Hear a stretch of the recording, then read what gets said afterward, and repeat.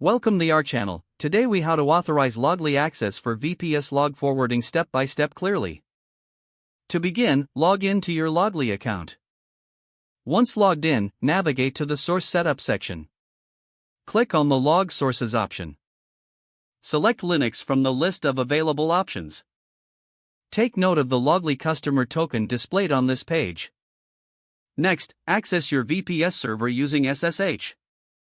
Enter the command to update your package list. Install the logly logging agent with the appropriate command for your distribution. After installation, you will need to configure the agent. Open the logly configuration file in a text editor.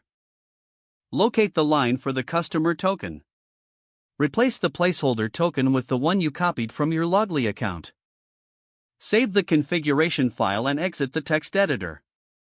Now, restart the logly agent to apply the changes. To verify that the agent is functioning correctly, check the status of the service. Once confirmed, you can start sending logs to logly from your VPS. Return to your logly dashboard to ensure logs are being received. If you don't see any logs, recheck your configuration settings. Make any necessary adjustments and restart the service if needed.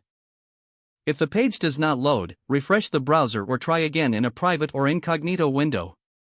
Make sure you are using the correct email address, then retype it carefully to avoid small typos. If your password is not accepted, use the reset option and create a new strong password you can remember. Check your spam folder for verification or security emails, then complete any requested confirmation steps.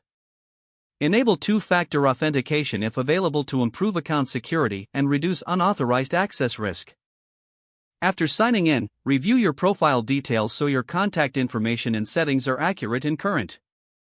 If you see an error message, note it down and try again after restarting your device and internet connection. Log out when you finish, especially on shared devices, to keep your account and payment information secure. If the page does not load, refresh the browser or try again in a private or incognito window. Don't forget to like this video and subscribe to our channel for more step-by-step tech guides.